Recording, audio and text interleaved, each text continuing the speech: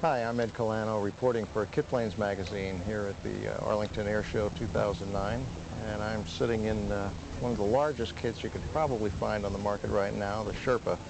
This one's got a Garrett or Honeywell TPE 331 840 shaft horsepower engine in it, which is a little bit of a departure from their previous airplanes.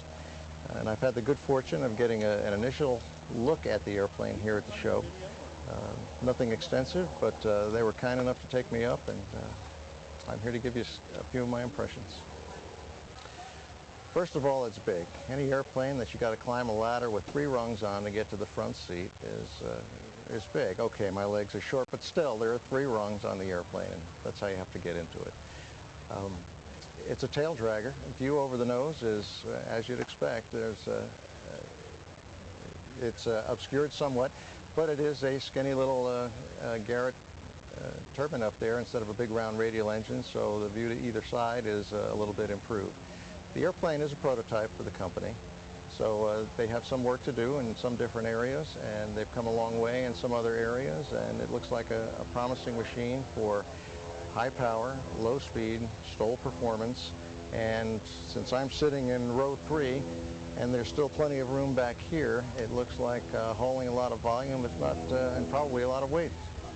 The current loading we had, 5,700, which I think is about 1,000 below gross, and our center of gravity was around mid-range.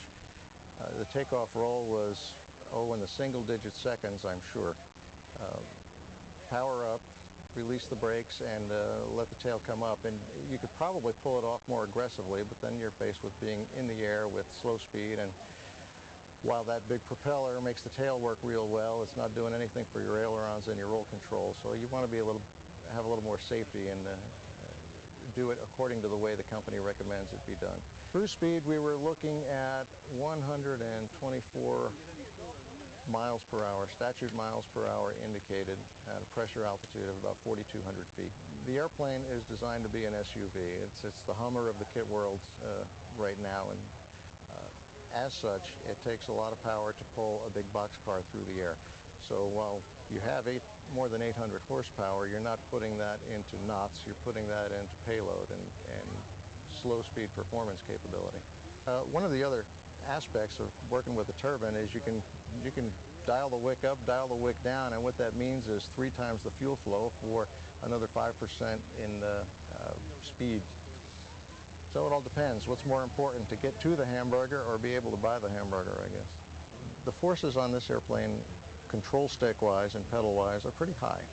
And the faster you go, the higher the forces. One of the Comp Air airplanes, one of the turbines there, you get going pretty fast, and it gets stiff as well. So maybe that's a good comparison. You know, it's tremendous, the idea of law enforcement of all kinds, whether it's border patrol, whether they're scanning the highways. We've had the drug enforcement people talk to us about flying Met Lab sniffers around, because this plane is so quiet, when it's down low power, you can hardly hear it.